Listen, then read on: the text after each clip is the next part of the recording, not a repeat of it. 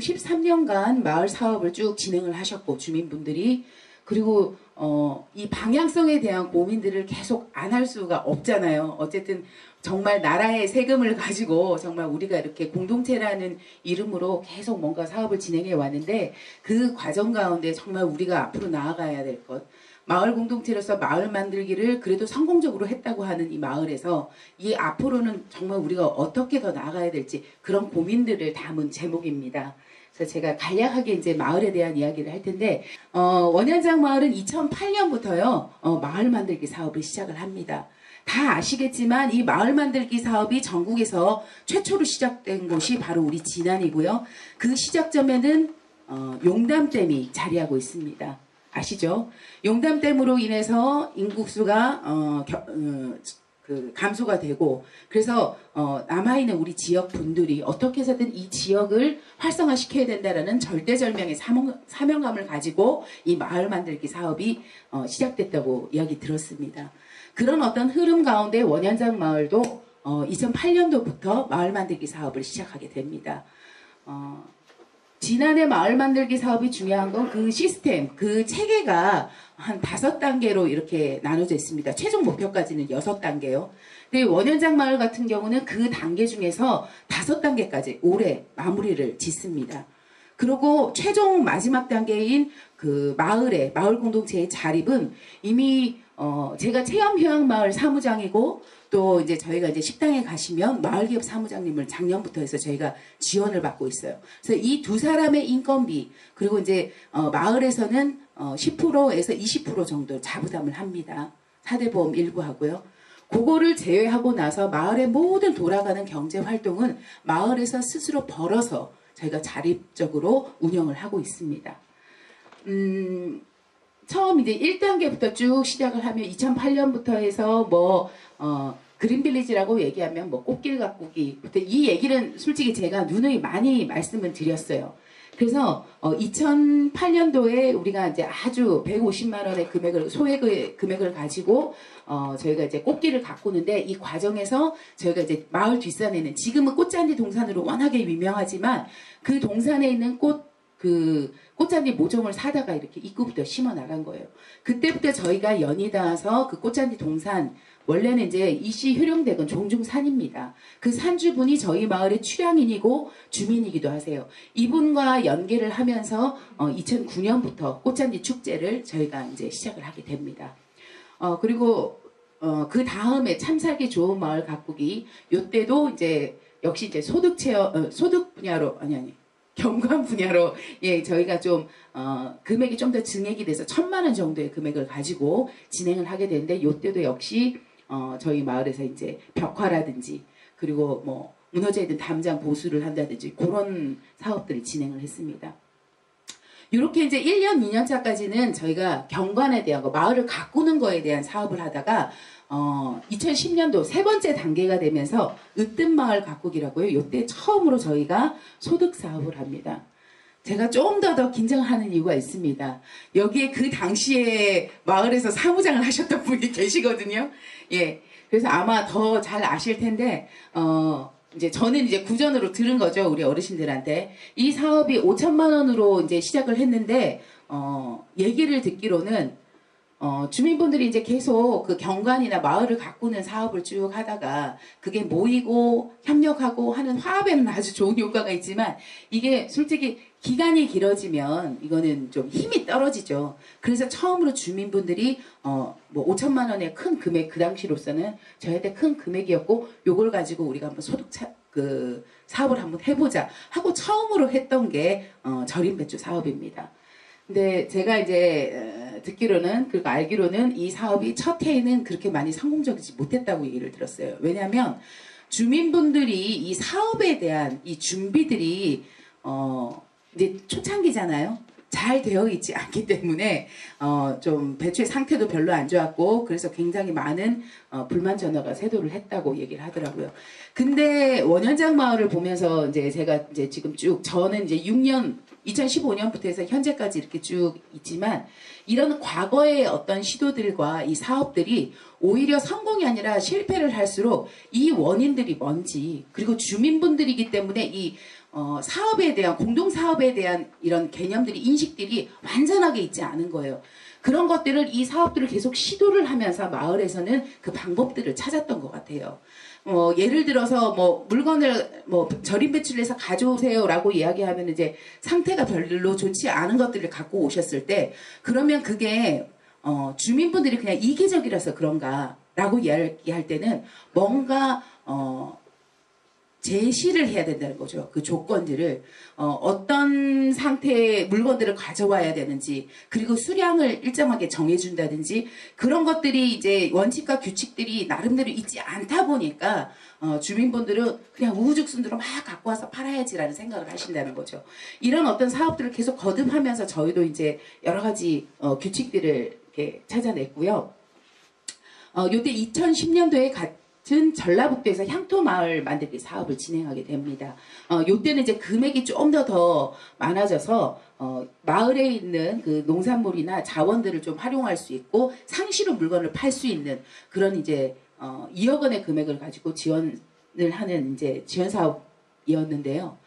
요때는 저희가 처음으로 다목적 체험관을 짓습니다. 왜 다목적 체험관이냐면 마을에서 숙박시설 전용으로만 만들어 놓으면요, 관광지가 아니기 때문에 1년 사시사철 손님이 안 와요. 그리고 그것들을 유지 관리할 수 있는 능력도 그렇게 많지 않습니다.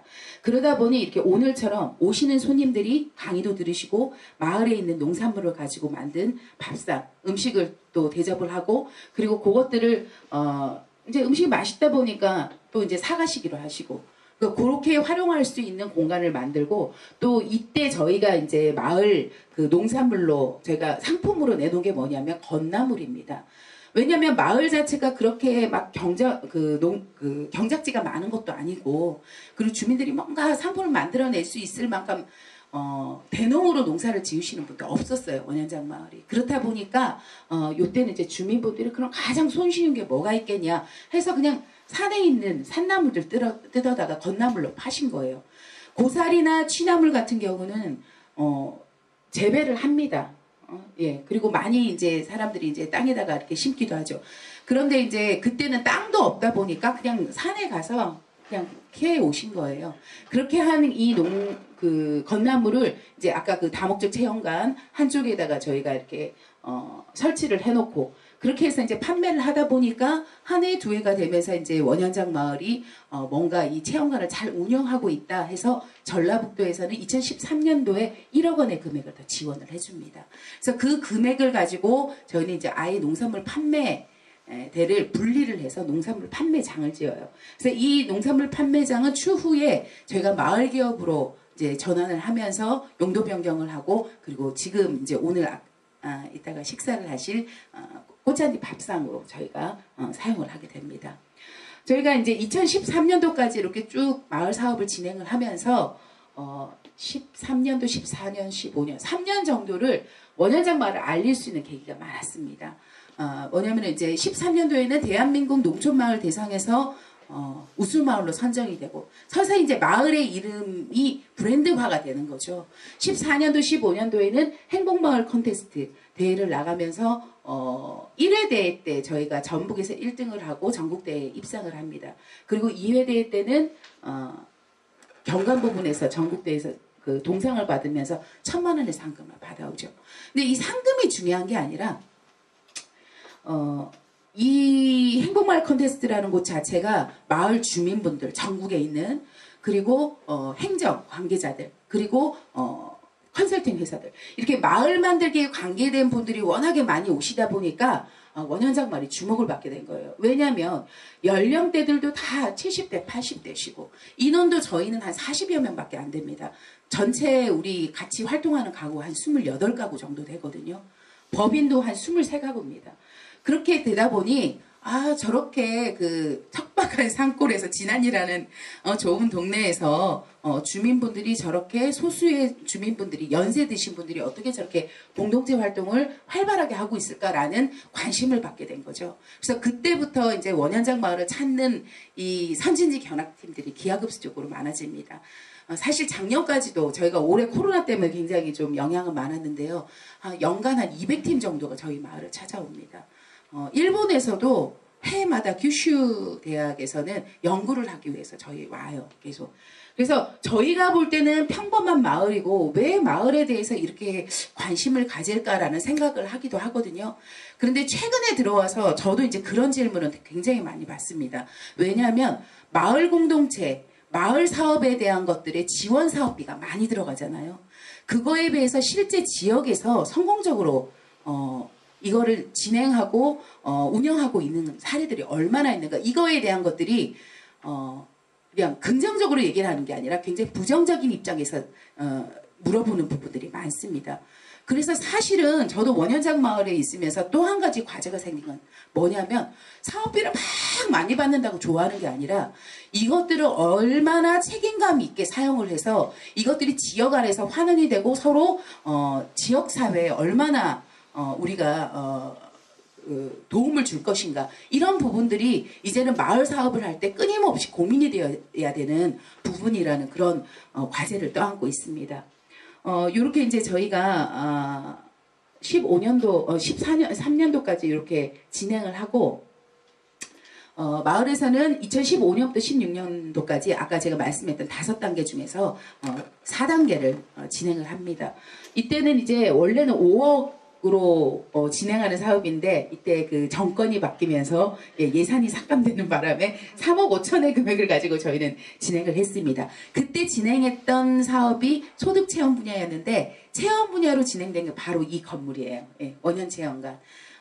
왜냐하면 이제 그 행복마을 컨테스트 이후로 너무 많은 이 선진지 견업팀이 오다 보니까 공간이 부족한 거예요. 기존에 있는 데가. 그래서 고민을 하고 있었는데 그때 이제 행정에서 권유를 합니다. 그래서 체험 분야로 이 체험관을 짓고, 또 한 가지는 주민들의 또 다른 소득에 대해서 고민을 하다가 예전부터 그 손두부 체험을 조금씩 진행을 했는데, 아예 그러면 주민분들에게 이 콩을 많이 심으라고 말씀드려서 그거를 수매하면서 주민들한테 좀 소득을 올려야 되겠다 해서 저희가 이때 두부 제조 시설들을 갖추게 되고, 식가공 인허가를 통해서 지금 이제 마트에 가시면 꽃잔디 두부라는 이름으로 저희가 일주일에 한 번씩 이렇게 납품을 하게 되는데, 그게 이제 그때부터 이제 시작을 하게 된 거예요.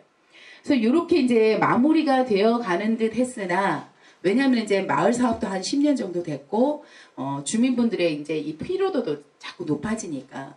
그래서 저희가 여기까지 해야 되나라고 생각을 딱 했는데, 다 아시겠지만 뭔가 자꾸 성과가 나오는 것은 행정에서 계속 밉니다. 지원을 하고 독려를 하죠.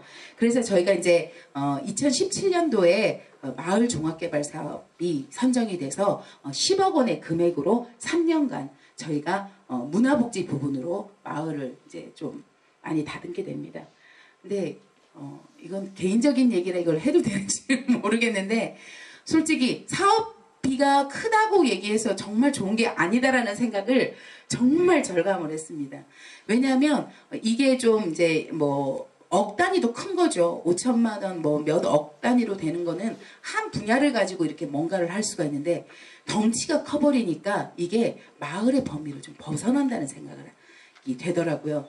그래서 이제 그런 문제 제기들을 중간에 굉장히 많이 했는데 별로 그게 먹히지는 않더라고요. 어쨌든 저희는 이제 그 10억 원의 금액을 가지고 마을에 지금 이제 이따가 저랑 같이 탐방을 하실 거거든요. 전망대라든지 목교라든지 무대, 그리고 꽃터널, 이런 것들을 다 이제 그 금액을 가지고 주민들이 좀 더 마을에서 좀 편안하게 지낼 수 있는 그런 시설들로 저희가 이제 갖춰놨습니다. 그리고 이제 지금은 다 건물들이 뭔가가 꾸민 게 없이 그냥 덩그러니 있거든요. 내년에 또 저희가 사업을 하나를 더 어떻게 선정이 됐어요. 자연마을 조성 사업이라고요. 그거는 이제 8억 원의 금액을 가지고 2년 동안 진행이 되는데, 그때 이제 원현장 마을이 워낙에 그 꽃잔디 축제나 꽃잔디로 인해서 좀 마을이 유명해지다 보니까 그 꽃잔디 동사는 개인 사유지예요. 그래서 그쪽으로 너무 집중이 되다 보니까 좀 마을 바깥쪽으로 이것들을 좀 파일을 넓히고, 궁극적으로 저희가 생각하는 거는 마을이 안에서 마을 사업을 잘 되는 목적은 인근에 있는 마을들과 타 마을들과 그리고 지난 지역에 있는 분들의 일자리 창출을 위해서 마을이 끊임없이 그런 일들을 이렇게 성과가 있는 대신에 그런 일들을 많이 만들어 나가야 된다라는 생각을 하고 있습니다. 제가 이제 마을 만들기 사업에 대한 이야기를 쭉 이제 해드렸어요. 사실 마을 만들기 사업을 우리가 5단계까지 쭉 진행을 하면서 여러 가지 이제 생각들이 많았습니다. 어떨 때는 주민분들 참 열심히 하니까 원현장 마을 잘하네 이런 평가도 듣기도 했고요. 그런데 사실은 뭐냐면 우리가 이 마을 사업을 받는 그 목적이 뭘까요? 뭔 것 같으세요? 예, 복지. 예, 맞습니다. 그러니까 오시면 항상 관심을 가지시는 게 다른 마을에서도 다른 지역에서도 원현정 마을을 보면 돈에 대한 얘기를 정말 많이 하세요. 그 얼마나 벌었냐는 거, 얼마나 지원받아서 수익이 어느 정도 되느냐 이런 이야기를 물어보시는데 사실은 제가 그런 말씀을 드립니다. 마을 사업 해가지고 돈 벌 생각 하시면요. 업으로까지 생계로까지 생각하시면 그거 힘듭니다 라고 말씀을 드려요. 지금 저희 상태는 그렇거든요. 왜냐하면 예를 들어서 정말 많이 벌어서 원현정 마을이 순이익이 4억이라고 칩시다. 이거는 정말 만약에요. 그러면 40여 명의 이 주민들한테 나눠드리면 얼마입니까? 바로 나오시죠. 예. 오늘 정말 입이 무거우시네요. 예. 졸리셔서 그런 거 아니죠. 예. 1,000만 원. 그 1,000만 원이 무슨 생계를 책임질 만큼은 안 되잖아요. 무슨 얘기냐면 이 마을 사업이라고 하는 거는 그 주민분들이 같이 함께 하는 것들에 대한 가치, 행복하고 즐겁고 정말 편안하게 같이 공동체에 이러는 것들을 구현할 수 있고 이게 더 나아가면 이 즐거움과 편안함이 정말 지역에서 함께 누릴 수 있는 것들로 확대돼 나가는 거. 그게 가장 큰 목적이라고 생각을 하는데 그러려면은 또 뭐가 필요합니까? 그 활동을 하려면 지원 사업비만 갖고 될까요? 그 지원 사업비를 받은 거를 활용을 해야 됩니다. 소득은 그것 때문에 필요한 거예요. 내가 막 돈을 벌려고 필요한 게 아니라 이 활동들을 유지하고 이 생기 넘치는 이 공동체의 활성화를 위해서 필요하다는 거죠. 그래서 많은 분들이 요일을 할 때 그냥 그런 이야기를 하세요. 마을에서 그렇게 하니까 장사도 하고 뭐 돈 잘 벌잖아. 그 마을 부자요. 이렇게 얘기를 하시는 거예요. 사실 그렇지 않아요. 이것들을 환원하고 나누고 일한 것만큼 사용을 하고 이 안에서 경제 이 순환이 되는 거, 경제 활동이 이렇게 순환이 되는 그게 굉장히 의미가 있는 거지. 그 안에서 돈이 엄청나게 많아서 막 마을이 떼돈을 벌고 이건 아닙니다. 그 원현장 마을에 대해서 제가 가장 안타까운 게 외부에서 보는 시선들 중에 안타까운 게 그리고 마을 만들기나 마을 사업을 같이 이렇게 한번 해봐요 라는 권유를 할 때 이 반응들이 지난해서가 가장 그게 부정적인 거예요. 그리고 뭐 마을 주민분들이 모이니까 그렇게 하지 뭐라고 얘기를 하는 거예요. 그래서 제가 항상 뭐냐면 전국 각지에 있는 많은 분들이 막 오셔갖고 마을 이야기를 듣는데 그것 말고 진짜 우리 지역 주민분들이 함께 이 이야기를 같이 나누고 또 같이 고민을 해보고 그럼 더 좋은 방법이 뭐가 있을까 이런 얘기를 너무너무 나누고 싶은 거예요. 그런데 그런 차에 저희가 서서히 이 사회적 경제 안에서의 우리의 역할 그리고 우리가 사회적 경제에 있는 어떤 그 아주 핵심적인 그런 단체구나 조직이구나 이거를 안 것도 별로 안 됐어요. 예. 그래서 이런 어떤 그 과정들 가운데 저희가 고민을 하면서 아까 말씀드린 것처럼 어떻게 하면 이걸 유지할 수 있는 돈을 우리가 벌 수 있을까 주민분들이 더 적극적인 활동을 할 수 있도록 그렇게 해서 고민을 했던 게 바로 뭐냐면요. 마을 기업입니다.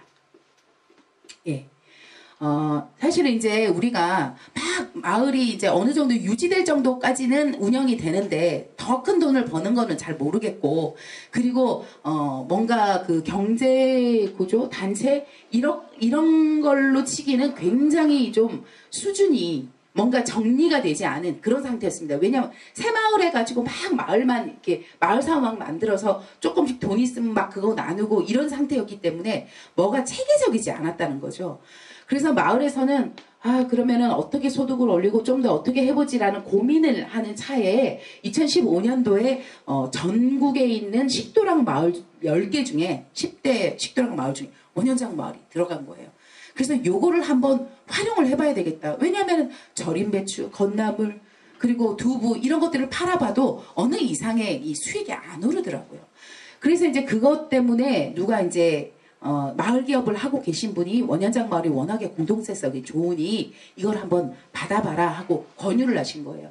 근데 그 이야기를 제안을 했을 때 주민분들은요. 농가 레스토랑 우리 하면 어떨까 했을 때 반대하시는 분들이 많았어요. 이유는 뭐냐면요.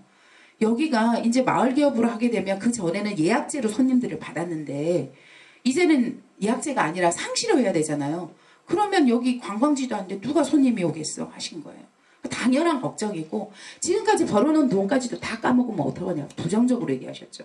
근데 이제 그때 제안을 드린 게 뭐였냐면 첫 해 사업비가 5천만 원이었습니다. 이 사업비를 그러면요 이게 식재료비하고 인건비가 충당이 된답니다. 근데 식재료비를 우리가 어디서 사요? 저희는 주민들한테 수매하는 거예요. 그 돈이 주민들한테 간다는 거죠. 그러니까 한번 1년만 한번 해보고 한번 시도해보고 정 안 되면 저희가 서서히 정리하는 건 어떨까요? 그랬더니 이제 주민들은 좋으시죠. 본인들한테 이게 소득이 가니까. 그래서 이제 딱 결정을 내리고는 일사천리로 진행을 합니다. 2월 달에 법인 등기 바로 내주시고요. 출자금 막 모으셔가지고. 그리고 5월 달에 마을기업 지정을 받고요. 그리고 다 준비를 해서 8월 달에 개업을 했습니다. 그렇게 개업을 하고 저희가 이제 한 달, 두 달 이렇게 쭉 진행을 딱 했는데 사실 저희가 그때 너무 뭐를 몰라가지고 마을 기업이 뭔지 그리고 이거를 갖다 뭐 재무제표가 뭔지 저도 사무장 처음 해가지고 아무것도 모르다 보니까요 정말 시행착오를 많이 겪었어요. 아니 연말에 돈이 꽤 많이 나온 거예요. 벌린 거예요.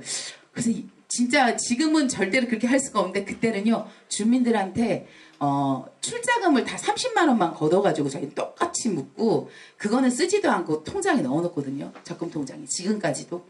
그런데 그때는 이제 돈이 많이 벌리니까 주민들한테 많이 나눠드려야 되겠다라는 생각 때문에 한 가구당 50만 원씩을 막 드린 거예요. 그 당시 23가구 이제 있는 분들한테. 근데 이제 저희가 그러면서 막 좋아했는데 생각을 막 곰곰이 해보니까 이게 어디서 이렇게 돈이 많이 벌렸지?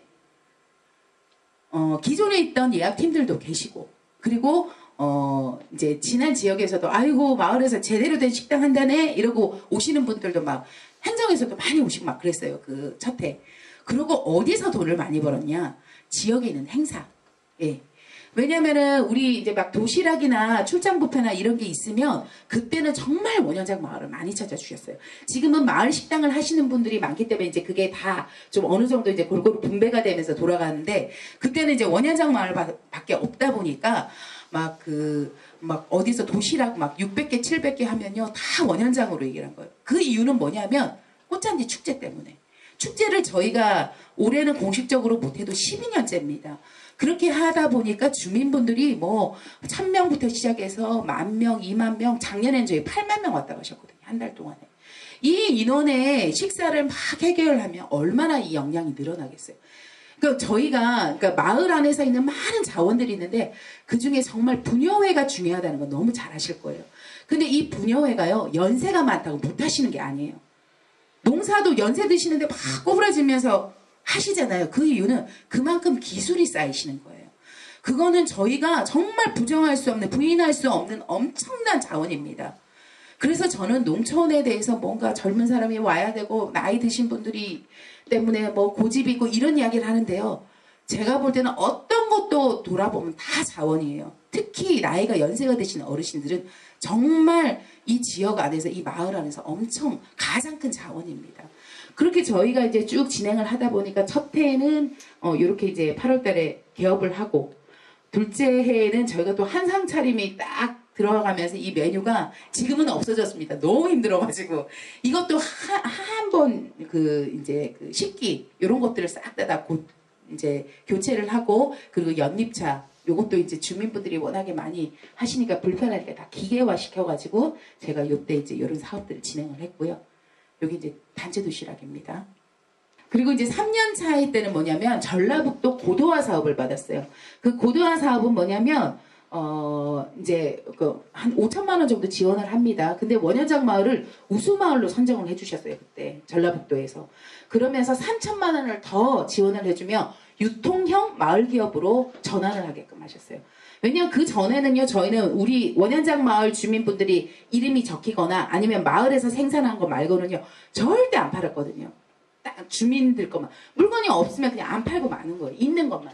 그런데 이때부터는 이제 유통형 마을기업이 되면서 전라북도 마을기업에 있는 제품들을 하나씩 둘씩 갖다 놓게 됐죠. 그러면서 이제 좀 더 전라북도에 있는 마을 기업들과의 교류를 좀 시도하게 됐습니다. 이렇게 해서 3년간 저희가 진행을 쭉 하면서 1년만 한번 해볼까라고 말씀드렸잖아요. 3년 동안에 1억 6천에 그 사업비를 진행을 했고요. 뭐 농가 레스토랑 이제 그 뷔페식을 그 필두로 해서요. 농산물 가공 그리고 유통형 마을 기업으로 3년간 이렇게 저희가 쭉 진행을 했습니다. 이때 이제 거의 평균 매출은 2억 원 정도 매해 이렇게 진행이 됐어요. 근데 참 뭐냐면 가장 큰 게 우리가 사회적 경제 이야기를 할 때 돈을 많이 벌고 사업비를 많이 받아가지고 이렇게 운영하는 게 그게 목적이 아니잖아요. 사실 원현장 마을이 이 마을 기업을 통해 정비된 것들이 굉장히 많습니다. 아까 제가 말씀드린 것처럼 이런 어떤 그 회계적인 어떤 부분들에 있어서의 체계도 굉장히 안 잡혔는데 마을 기업이 되다 보니까 이거는 아주 법적으로 분명한 근거가 있는 그 기록들을 남겨야 되고요. 이런 어떤 작업들 가운데서 저희가 아까 말씀드린 것처럼 소득이 점차 늘어납니다. 마을을 소재로 한 이 연잎밥이 굉장히 이제 해가 갈수록 많은 분들이 찾아오셨고요. 그러다 보니까 마을에는 소득이 많아지죠. 이게 좋은 게 아닌 것 같았어요. 왜냐하면 없을 때는 없어서 다투시고요. 주민분들이. 소득이 많아지니까 제가 아까 50만 원씩 드렸다고 했잖아요. 30만 원 출자하고. 그래도 그거 더 안 주나 생각하시는 거예요. 이거 더 줄 수 있는데 안 주는 거 아니야? 하고 막 갈등이 막 생기기 시작하는 거죠. 여기서 정말 원현장 마을은요. 2017년도부터 엄청난 풍랑을 겪습니다. 예. 이런 어떤 그 안에서 그 재정비가 되는 과정들 가운데 완전하게 투명하게 한다고 이야기하면서도 그렇게 하지 못한 부분들이 있었어요. 왜냐하면 너무 마을 안에 사업들이 많았기 때문에. 그래서 이것들을 주민들한테 뭔가 정기적으로 알리고 회계에 대한 이야기를 하고 이런 이 과정들이 빠져 있었다라는 거죠. 그래서 이거는 참 많은 마을의 문제가 됩니다. 사실 그래서 저희가 2017년도에 아예 운영진이 교체가 돼서 이장님이 바뀌신 거예요. 대표가. 바뀌셨고 뭐 마을 안에서는 난리가 났습니다. 굉장히 뭐 아시는 분들은 아시기 때문에 저는 이걸 공개적으로 이야기를 하고요. 그 상황이 됐을 때는요. 행정에서도 손을 딱 떼더라고요. 뭐라고 얘기하시냐. 원현장 마을 2년 안에 망한다고. 그런 경우가 외부에도 되게 많았어요. 그 임실 치즈마을 같은 경우도 그런 어떤 과정들을 겪었고. 그런데 솔직히 이제 사무장으로서 제가 한 3년 정도 일을 하고 있는데요.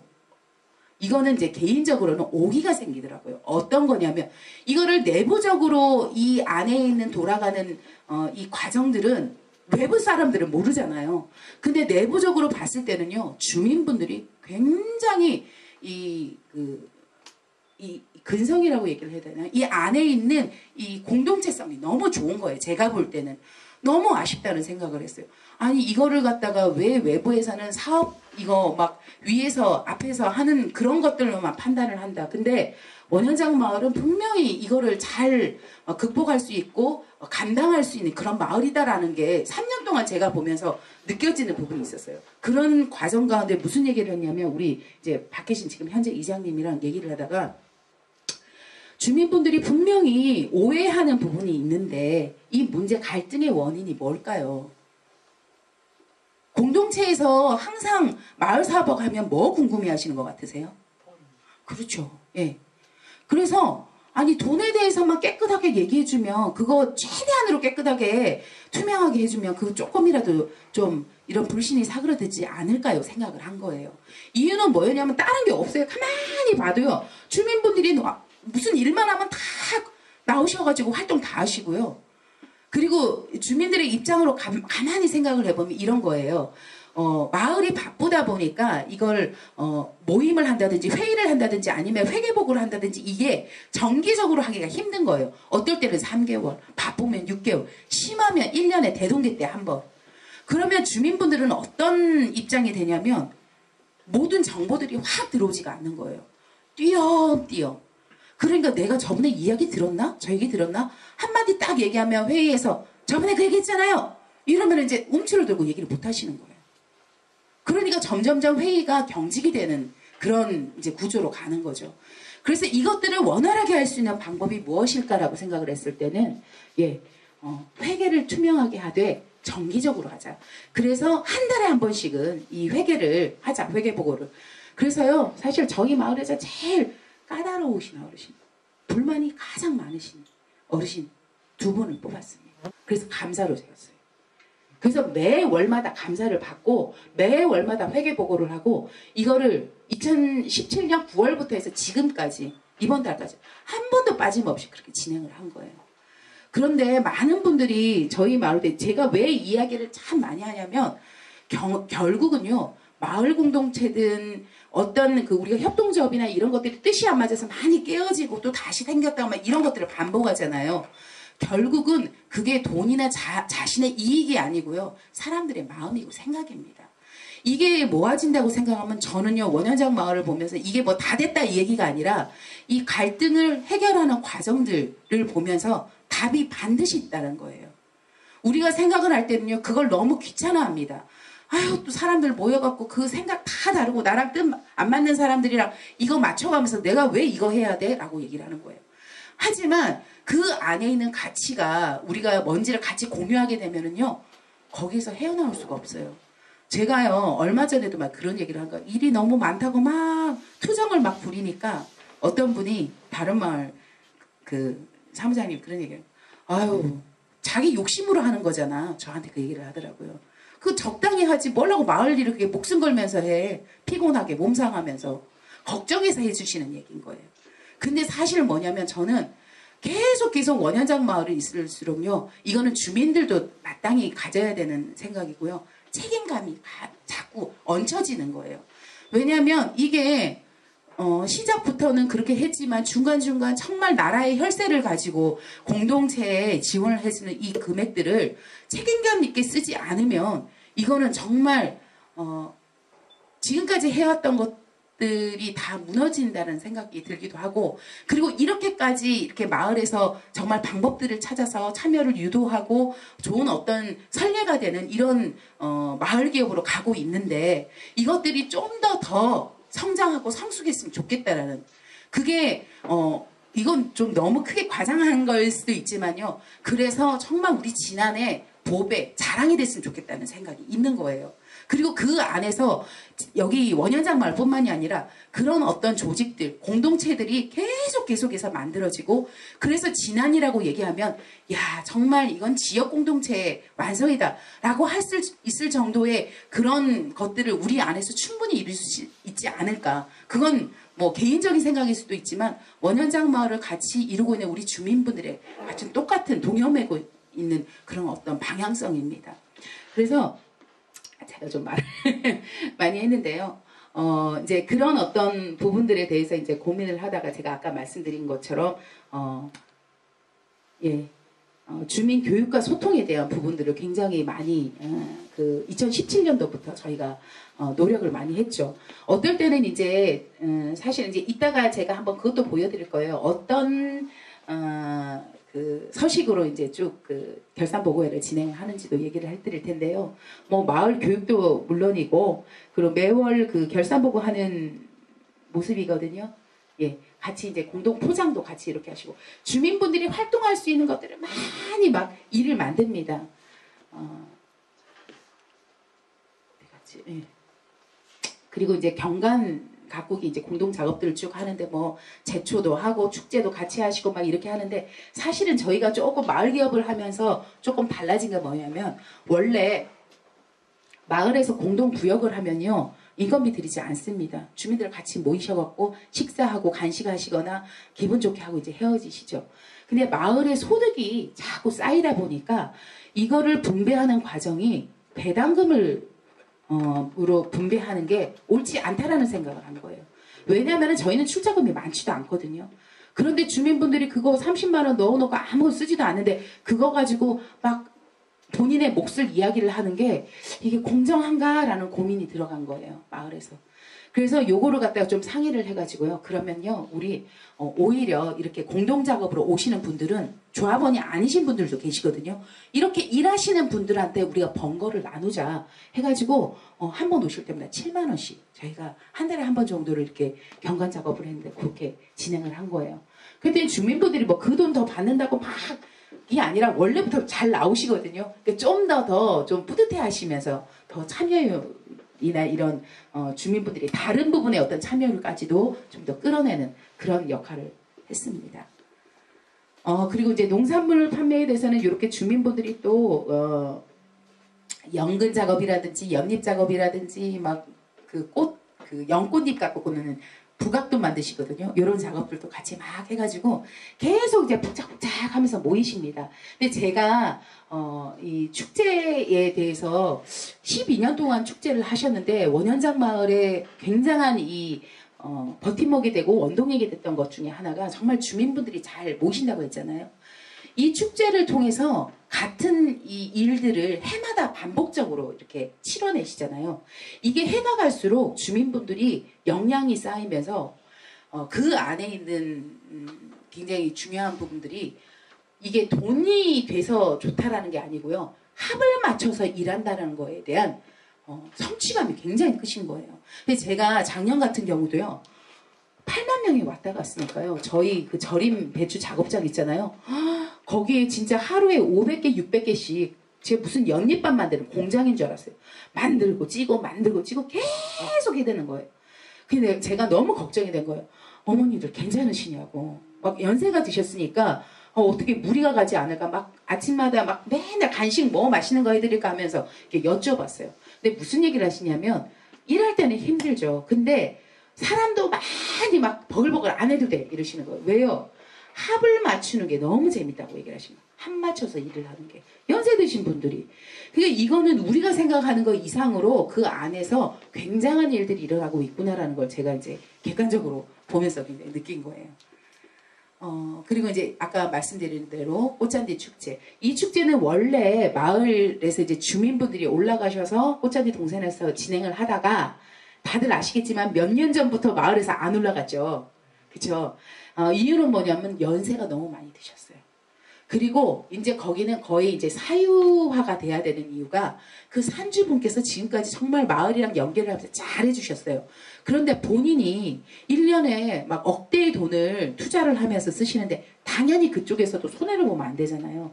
그리고 엄청나게 조경도 막 화려하게 해놨습니다. 그래서 마을로서는 거기를 들어가고 또 이중으로 마을 식당이 워낙에 잘 되다 보니까 이거를 두 개 다 감당할 수가 없는 거예요. 그래서 한 3년 전부터죠. 네, 아예 마을에서는 올라가지 않고 거기도 개인이 그냥 입장료를 받으시라고 그렇게 운영한 게 좋겠다고 결정을 한 거예요. 그랬더니 어쨌든 거기를 가시는 분들은 그 4만여 평의 꽃잔디를 돌아보시면서 거의 한 1시간에서 2시간을 돌아보시고요. 사진도 엄청 많이 찍습니다. 그러고 나면은 배가 고프죠. 어디로 오시나요? 배고프시면. 마을로 내려오시는 거예요. 그래서 식사를 다 하시죠. 사실은 식당이 저희 생각에는 몇 개가 더 있어도 괜찮을 것 같아요. 왜냐하면 작년 경우는 정말 많았거든요. 저희가 한 번 오시는 팀이 한 300팀이 저희 마을 80명 수용인데 저희 식당이 300명이 와가지고 한꺼번에 식사하신다고 그래서 막 이장님이랑 돌아다니면서 막 이 팀들 나눠가지고 탐방해드리고 막 시간들 그 안배 때문에 그랬습니다. 그래서 그런 어떤 부분들이 그러니까 이제는 뭐냐면 마을 안에서 우리 마을만 잘해야 돼 이게 아니라 그런 정말 지역 안에서 그 꽃잔디라는 그 소재로 축제라는 소재로 사람들이 전국 각지에서 그렇게 많이 몰려드는데 그래서 저희는 마을기업 그 전북 마을기업 10개 마을기업이 오셔가지고요 같이 그 장터를 했습니다. 예, 우리 마을에서. 그래서 사실은 올해도 좀 더 크게 하려고 했었어요. 근데 코로나 때문에 못했는데 어쨌든 지역에 있는 소재와 자원들이 그렇게 지역 안에서 전체로 다 활용이 될 수 있다는 건 저는 정말 중요하다고 생각을 하고 이제 점점점 그 축제를 더 우리 지역 축제로 확대를 해서 많은 분들이 투입돼서 같이 좀 이런 어떤 그 활동들을 할 수 있도록 해야 된다고 생각이 됩니다. 예, 그리고 이제 제가 좀 중요하게 또 말씀을 드리고 싶은 게 뭐냐면 지금 이제 마을에서 했던 것들을 쭉 말씀을 드렸잖아요. 지금 현재 한 3년 정도 됐습니다. 촌스러운 마을 여행이라고 마을 만들기 지원센터에서 같이 이렇게 교육청이랑 연계를 해가지고 이렇게 마을로 체험휴학 마을이다 보니까 마을로 아이들을 학생들을 이렇게 보내줍니다. 그런데 이제 이게 좀 띄엄띄엄 왔어요. 저희는 워낙에 선진지 견학 성인들이 많이 오시기 때문에 그분들이 막 단체로 막 80명, 100명 오셔가지고 막 화관 체험하고 막 제가 그랬거든요. 근데 코로나로 인해서 이제 손님들이 확 줄었잖아요.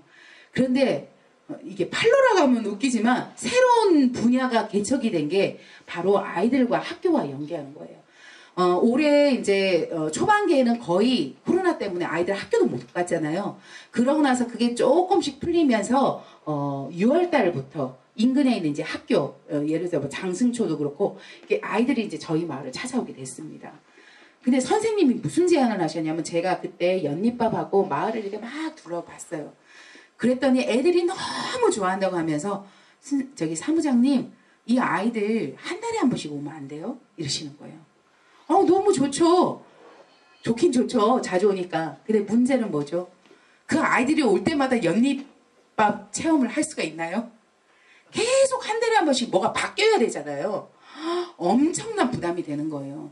그래서 막 고민해서 막 짜낸 이 프로그램이 이제 연잎밥을 처음에는 만들었고, 그 다음에는 마을에 사는 연잎차, 연꽃잎, 흰 백년 가지고 이제 꽃잎 갖고 부각을 마는데 부각 만들기.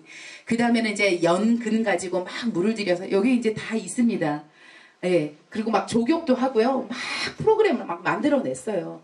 어설포도 막 냈어요. 근데 왜냐면 이제 같은 1학년 애들 따로 2학년 애들 따로 장승초에서 한 6번, 5번 정도 우리 마을을 계속 방문한 거예요. 그래서 나중에는 이제 연근 샌드밥을 저렇게 딱 만들고 알록달록 이쁘잖아요. 너무 좋아하고 너무 맛있게 먹는 거예요. 그러고 나서 이제 소재가 고갈이 된 거예요. 그래서 제가 애들이 2번이 더 남았는데 얘들아 니네 마을에서 뭐 하고 싶니? 그랬더니 피자 만들어 주세요 하는 거예요. 그래서 제가 연잎 가지고 이제 피자를 만든 거예요. 이게 저는 너무너무 저한테 자극이 되고 너무 신선했던 경험이었어요. 왜냐하면 이제 내년에도 그렇게 올 거거든요. 1년을 프로그램을 지역 아이들이 마을을 오는데 그냥 우리 마을을 많이 왔다가 좋은 게 아니고요. 이 지역에서 살 아이들이잖아요. 우리가 사회적 경제가 뭡니까? 이 지역 안에 있는 사람들끼리 연계를 하고 연대를 하고 협동을 하고 이 안에서 무수한 가능성과 많은 것들을 막 만들어내야 되는 거잖아요. 저는 그 생각까지도 못한 거예요. 단지 아이들이 마을을 와서 그냥 마을만 구경하고 가는 게 아니고 우리 이장님 그리고 이장님 아버님이 또 우리 마을 제일 연장자신데 그분이 지풀공예도 강의를 해주세요. 그리고 아이들이 막 할아버지한테 편지 쓰고요. 막 저한테도요. 막 너무너무 그 애정을 표현을 막 적극적으로 합니다.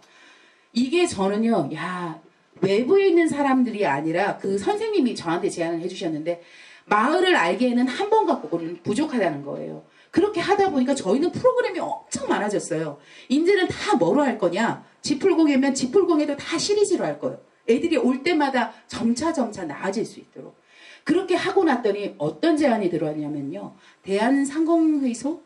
네, 거기서 연락이 온 거예요. 원현장 마을이 지금 진로 체험을 좀 할 수 있지 않냐. 진로 체험을 교육청에서 인증을 받는 그 허가를 해주는 그 인증제가 있어요. 그거 한번 신청해 보라고 해서 거기서 바로 저희한테 전화를 준 거예요. 그래서 제가 그렇게 이번에 신청을 했거든요. 쉽게 말해서 뭐냐면요. 이거는요. 그냥 아이들이 오고 마을을 알아가고 지역을 알아가고 이게 더 확대가 되면 뭐냐면 마을 안에서 자기들이 할 수 있는 직업들을 찾는 거예요. 저도 농촌마을 매니저, 체험휴양마을 사무장이고 농촌관광 매니저기도 합니다. 체험 지도사기도 하고요. 어르신들은 농업을 하고 있죠. 마을에서는 목화를 가지고 지금 제가 이게 뭐냐면 마을에는 수세미, 목화, 꽃 가지고 이렇게 액자를 만드는 거예요. 이건 원예치료 쪽이거든요. 우리 안에서 우리가 알지 못했던 우리 마을에 있는 너무나도 많은 자원들이 직업군으로 다 분류가 될 수 있는 거예요. 농가 레스토랑 안에서는 요리사도 있잖아요. 그래서 이것들이 참 우리가 생각할 때는 마을이 그냥 주민분들만 있고 고령화된 어른들만 있어가지고 이게 그냥 그런가 보다라고 생각했는데 원현장 마을이 하나 그 시초를 딱 만들어 놓으면 진짜 우리 같이 이 촌스러운 마을 여행하는 9개 마을에 다 그거를 하자고 얘기하고 싶은 거예요. 이만큼 정말 지역 안에서 너무나도 자원이 많다라는 거. 그리고 우리가 사회적 경제를 그 전에는요 굉장히 멀게 생각을 했습니다. 근데 그게 아닌 거예요. 아이들랑도 연계되죠. 다 당연히 나이 고령화 되신 어르신도 그렇죠. 이 안에서 젊은 계속 마을에서 이것들을 확대해 나간다면은요 일자리를 계속 만들어서 지역에 있는 청년들이 오게끔 하는 거. 이게 바로 원현장 마을이 해야 될 일이라는 거죠. 예. 그래서 이제 어쨌든 마을에서는 이렇게 앞으로는 좀 저희가 좀 생각하고 있는 게 체험도 더 구체적으로 더 많은 프로그램들을 만들어서 이제는 이제 소규모로 다 오게 됩니다. 그래서 마을에서는 농가 레스토랑 저희 밥을 먹으면 다 물어보시는 게 뭐냐면 사실 뭐 살 거 있어요? 그러니까 이 마을을 원래 우리 지역 주민들은 안 그런데 외부에서 오실 때 뭐 맛있는 거 살 거 있어요? 기념품 살 거 있어요? 막 이렇게 얘기를 자꾸 물어보시는 거예요. 그럼 이제 그 필요에 의해서 저희가 계속 이런 체험이라든지 여러 가지 것들을 이제 만들게 되는 거죠. 그리고 저희가 향후 생각하는 것 중에 하나가 뭐냐면, 이따 가시면 다 아시겠지만, 건나물 그 반찬이 참 많죠. 저희가 거의 한 15가지 정도 반찬이 있잖아요. 연잎밥에. 이것들이 보면은 다 건강식이에요. 치유식단입니다. 그래서 이거를, 그 용도에 맞게, 뭐 당뇨식, 뭐 성인병 예방, 뭐 그리고 아토피 이런 식단으로 저희가 구성을 해서 나중에는 밀키트로 그것들을 제조하는 것까지 저희가 지금 생각을 하고 있거든요. 그러니까 그거는 이제 지금 있는 제 상태에서는 할 수가 없고 더 전문가들과 젊은 분들이나 그 일할 수 있는 인력들이 더 붙으면 이제 그것들을 충분히 저희가 생각을 해나간다는 거죠. 그래서 요즘은 좀 어떤 재미가 있냐면 즐겁게 상상하는 그런 이제 취미가 조금씩 생깁니다. 마을에서 지금껏 13년 동안을 다져온 게 많기 때문에 여기서 이런 것들을 또 만들고 저런 것들을 만들어서 정말 연대에서 하면 정말 무궁무진하겠다라는 생각들을 주고 하게 되죠. 제가 좀 길게 얘기를 했는데 이제 마무리돼 갑니다. 예, 마지막으로 이제 제가 그 말씀드렸던 마을에서 법인을 어떻게 운영을 하느냐 이런 부분들은 이제 제가 좀 참고로 말씀드려야 될 것 같아요.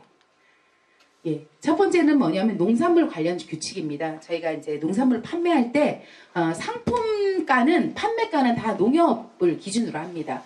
그리고 95%를 수매금으로 드려요. 나머지 5%는 예, 공동 포장재 구입하는 비용으로 쓰고 사실 저희는 이 주민들 수수료 떼갖고 마을에서 돈 쌓아놓을 이유는 없거든요. 그거 말고도 벌 수 있는 게 있으니까 주민들한테 최대한으로 많은 수매금을 드리고 그리고 식당에서 이제 음식 드시면 아시겠지만 재료들이 전부 마을에서 나는 것만 씁니다.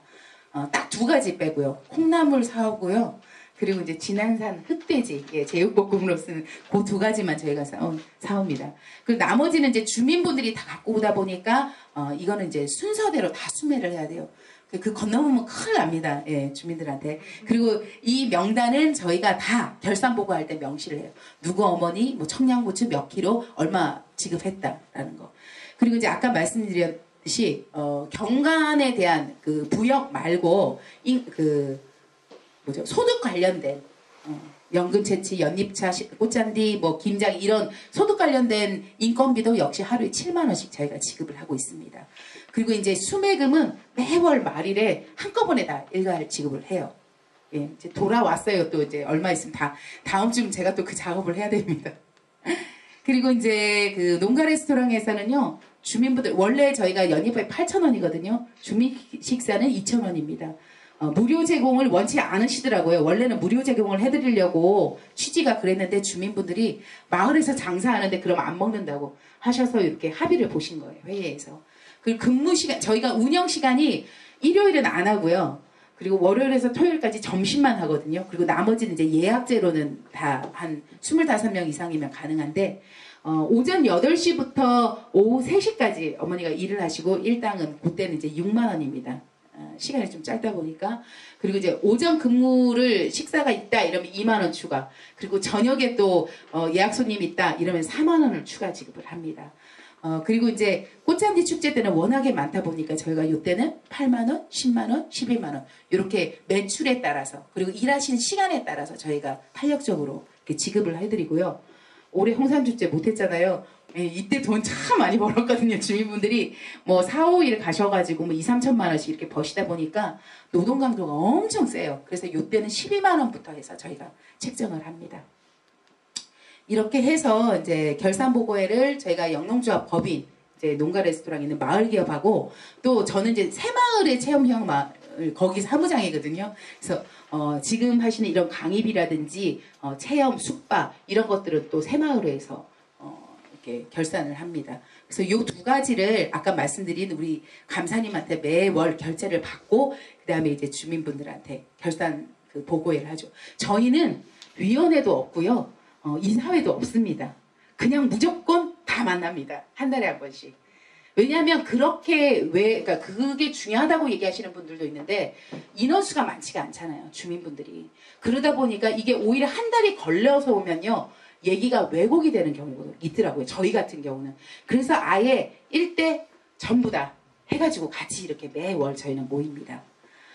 그리고 이제 배당금은 제가 아까 말씀드렸는데 최소한으로 줄여서 명절에 2차례 배당금이 아니라 떡값으로 해가지고 10만 원씩 저희가 지급을 하고요. 우리 감사님들은 12달 고생하시기 때문에 그때마다 이제 10만 원씩 더 추가 지급을 합니다. 그리고 이제 법인회의 때는 주민분들이 매월 나오시다 보니까 오시는 분들 제가 큰 금액은 아니에요. 5천 원씩 저희가 그 계좌 입금을 해드리고 있습니다. 그렇게 해서 이제 작년 같은 경우가 저희가 매출이 영농자 법인에서 1억 9천, 그리고 새마을에서 3천에서 2억 2천 정도의 매출을 올렸고요. 거기 이제 순이익이 합해서 한 2,500 정도 됐습니다. 저희 마을의 특징 중에 하나는요, 최소한의, 그러니까 어느 정도 적정한 수준이겠죠. 운영 자금을 빼고는요, 다 털어버리자예요. 어르신들이 연세가 많다 보니까 그러니까 적립을 해야 된다는 것도 알고 있는데 그거는 대상에 따라서 조금씩 달라져야 된다고 생각합니다. 어르신들은 절대로 그거에 대해서는 못하세요. 그래서 사회적 경제를 하시는 이현민 센터장님이신가요? 저한테 마을기금 이야기를 하시더라고요.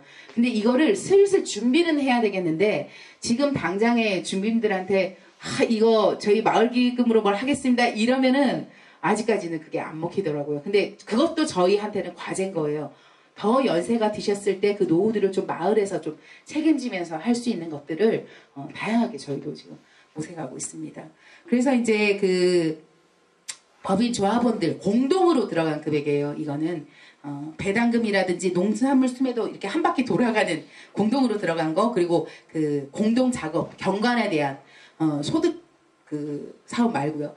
이렇게 해가지고 주민들한테 들어간 지급된 금액이 얼마인가 하고 했더니 작년에 한 5천만 원 정도가 지급이 됐더라고요. 제가 이제 이거 부가 설명으로 제가 좀 붙여놓은 건데 이거예요. 엄청 간단합니다. 결산 보고. 저희 회계사 있어요. 회계사 있고 그분이 다 알아서 처리를 해줍니다. 근데 그런 결산 보고 재무제표가 이렇다니 저렇다니 얘기하는 거 우리 어르신들 못 알아보세요. 그래서 저희가 사실 2017년도 9월 달에 뭘 했냐면 제가 진짜 그 서류들을 다 작업을 해가지고 딱 갖다 드렸는데 주민분들이 하시는 얘기가 야, 흰 건 종이고 흰 건 종이고 검은 건 글씨인데 이건 왜 나한테 갖다 주는 거야? 하시는 거예요. 너무 죄송했죠. 그분들이 보시기에 알맞는 눈높이가 돼야 되고 그거를 찾기가 쉽지가 않았어요. 그래서 제가 그때는요 한 1년 정도를요 뭐 오늘 콩나물 몇 개 샀고요, 뭐 밥이랑 몇 개 팔았고 이거를 다 읽어드렸어요. 매월마다 1년을 그렇게 딱 하고 났더니 주민분들이 아시더라고요. 그래서 그 다음부터 글씨 2배로 키워와 이 얘기를 하신 거예요. 이게 무슨 말이냐면요, 저희는 문자에 익숙합니다. 그리고 금방 잊어먹어요. 근데 어르신들은 들으면요 그걸 새기시잖아요. 절대 안 나가요. 그래서 제가 정말 이 결산보고회를 너무 잘했다고 생각하는 게 주민분들이 이 마을의 지출과 수입이 어떻게 이게 되는지가 다 이 머릿속에 딱 들어가고 났더니요 그 다음부터는 엄청나게 제안을 하시는 거예요. 사무장, 우리 인건비는 이렇게 줘야 되지 않아? 그리고 글자 뭐 이거 있잖아요. 처음에 이렇게 안 만들었어요. 우리 어르신들이 딱 눈에 보기 좋게 매출하고 지출하고 앞에 딱 붙여줘. 그리고 항목 딱 밑에다 내려놔. 이렇게 저한테 다 시키신 거예요. 주민들이 만드신 거예요. 그 저는 진짜 우리가 계속 제가 그 자본 얘기를 하고 있잖아요. 어르신들이 연세가 많으신 분들이 연세가 많다고 그냥 우리는 다 다른 마을에서 막 그 얘기가 들려오면 저는 너무 안타까운 거예요. 다 똑같은데 원현장에 특별한 게 없는데 단지 그분들이 본인들이 할 수 있는 것들이 이런 게 있다라는 거. 그리고 본인에 대한 이 그 자존감과 자긍심을 이거를 막 없는 걸 만들어주는 게 아니라 갖고 계신 것들을 자꾸 깨워줘야 되는 그게 필요하다는 거예요. 젊은 사람의 역할은 저는 그거라고 생각을 해요. 원현장 마을이 그래도 참 감사한 게 뭐냐면 사무장이 무슨 이야기를 했을 때 안 듣는 게 아니라 그 제안들을 조금씩 들으신 거예요. 왜냐하면 저는 외부 사람이잖아요. 어르신들만 계시잖아요. 그러니까 그 객관적인 이야기를 듣고 어떻게든 조금씩 움직이신 거죠. 저는 이게 뭐냐면 이게 협력이거든요. 주민들만 있으면 자꾸 제가 보니까 뭐가 문제가 생기냐면 이해관계가 있어요. 제가 모르는. 아직까지 제가 6년 됐지만은요. 왜 이렇게 사이가 안 좋으시대. 좀 좋게 지내시면 좋겠는데. 근데 그 많은 세월을 그 역사를 제가 어떻게 다 이해를 합니까? 그건 당연한 거고 그 안에서 어떻게든 조율할 수 있는 방법들을 볼 수 있는 눈이 우리한테는 있거든요. 제3자한테는. 그래서 그런 어떤 형식들로 주민들이 쭉 이렇게 만들어 주신 거예요. 두 번째 보시면은 매월 농산물하고 그 식당 매출이 쫙 1일부터 31일까지 쭉 다 있고요. 그리고 제일 궁금하신 거 뭐냐면 내가 돈 받는 거 말고 다른 사람이 무슨 돈 얼마나 받는가. 그거 엄청 궁금해하세요. 끄덕끄덕 하시네요. 맞아요. 그래서 처음에는 이거 안 하려고 했어요. 그 식당에서 일하는 어머니들 상처받을까봐 너무 속상해하시고. 근데 제가 그랬어요. 어머니 감출 게 뭐가 있어요? 이렇게 일을 많이 했는데 이거 더 줘야 되는 건데 이거 자랑하라고 일하시는 거. 그랬더니 그때부터는 이제 편안하게 생각을 하시더라고요. 저는 이렇게 막 일을 많이 하면 사무장이 매 월마다 이렇게 해주는 사무장이 어디 있어? 막 우리 이장님 막 엄청 자부심 느끼세요. 근데 사실 뭐냐면 저도 좋은 거예요.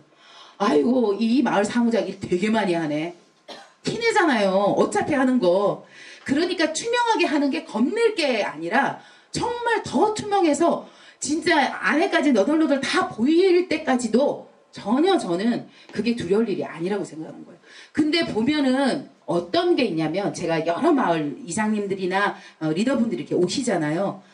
두려워하시는 거예요. 예전에도 제가 어떤 얘기를 드렸냐면 이 제안을 이 매월 결산을 누가 얘기를 하셨냐면 아까 말씀드린 감사님 중에 한 분이 저를 찾아오신 거예요. 그리고 이제 이장님한테는 얘기를 안 하고 저한테 이거 매월마다 우리 좀 이거 해주면 안 돼? 하고 이제 꼬장꼬장하게 얘기를 하신 거예요.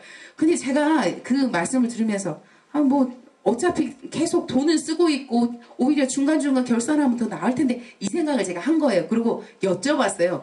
그랬더니 막 처음에 싫어하시는 거예요. 이거 자꾸 까다로운 사람인데 이거 얘기해주기 시작하면 계속 뭔가 바랄 거라고. 그럼 너 들볶여서 못 살 거라고. 이렇게 얘기를 하시는 거예요. 근데 아니에요. 왜냐면 이게요. 저도 6개월 동안은요. 그분한테 들볶이면서 매 달마다 울면서 제가 그 결산복을 했거든요. 너무 막 답답해서. 통장을 다 까도 이해를 안 하고 자꾸 아니라고 얘기를 하셔서. 근데 그게 시간이요. 어느 정도까지 우리가 다 열어놓으면요. 나중에는 이해를 안 할 수가 없는 거예요. 거기까지 한번 가보면 그게 별거 아니라는 생각이 있다는 거죠. 사실은 저는 이 회계의 투명성 그리고 매월 이거를 하자라는 얘기를 계속 오시는 분들한테 합니다. 별거 아니라고. 금액이 적으면 더 낫잖아요. 다 투명한데 뭘라고 오해받으시냐고. 지금 여기 건너편에 우리 외사양 마을 있거든요. 그 얘기를 받아들여서 저희 이 서식을 갖고 가서 이제 이번 달부터 합니다. 거기도.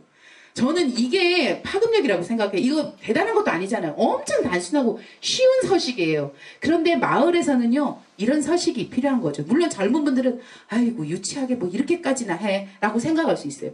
이렇게 미련하게 이렇게 더디게 일을 해. 근데 그게 아니라는 거죠. 이렇게 기본기부터 하다 보면 주민분들 안에 아주 단순한 부분이지만 이제 이해의 차원이 점점 올라갑니다. 신뢰하는 부분이. 예. 요거는 이제 저희가 한 번 할 때 한 10장에서 13장 정도 나오거든요. 요거는 이제 항목별로 쭉 해서 통장 내역 자체가 나오는 거고요. 저거는 아까 말씀드렸던 수매 내역. 요것들로 이제 쭉 이렇게 얘기하고 있습니다. 이제 마무리를 짓게요. 너무 이야기를 많이 해서 죄송해요. 마을에 계신 우리 어르신한테 제가 여쭤본 얘기예요. 아버님, 연세 제일 많으시다는 아까 그 아버님. 우리 마을이 10년 후에는 어떻게 됐으면 좋겠습니까? 이 얘기를 하시더라고요. 근데 여기 보면 별 특이한 얘기 아니잖아요? 누구도 소외되지 않고 서로 보담고 오래오래 발맞춰 갔으면 좋겠다. 근데 저는 이 이야기 중에서요. 첫 번째 구절이 너무 와닿았어요. 누구도 소외되지 않는다라는 게. 이거 우리 사회적 경제 이 안에서 당연히 들어가야 될 룰 아닙니까? 같은 지역 안에서 연대를 하고 협동을 하고 우리가 소득이나 이 결과물보다 사람이 중요하다는 이야기를 하는데 이거를 너무 가볍게 여기는 부분이 있는 것 같아요. 진짜 그렇잖아요. 사람이 없으면 어떤 일도 할 수 없어요. 아예 도모조차 할 수 없어요. 그렇기 때문에 한 사람 한 사람이 소중한 거고 이게 그 속도를 맞춰서 결과물을 쥐어 짜내려고 하다 보니까 이 사람들도 떨어져 나가고 저 사람들도 떨어져 나간다는 거죠. 하지만 우리 지역이잖아요. 진안이라는 지역 안에서는 좀 천천히 가더라도 소외되지 않고 다 좀 돌아보고 그리고 사실 있잖아요. 사람이 생각이 다른 게 정상이잖아요. 예, 생각이 다른 게 정상이지 똑같으면 그 이상하지 않아요? 예. 그래서 오히려 그런 다양성들을 인정해 주면서 그 가운데서 고민을 하다 보면 저는 모르겠어요. 지금까지 이렇게 가장 힘들었던 그 3년 전에 그 사건들을 마을에서 갈등을 좀 위기를 극복을 하면서 앞으로 더 해야 될 일들도 있지만 어디든 답은 있구나. 우리가 조금만 서로를 돌아보면 정말 답은 있구나라는 생각을 하게 됐습니다. 강의에 열정을 받쳐주신 우리 사무장님께 박수로 감사합니다.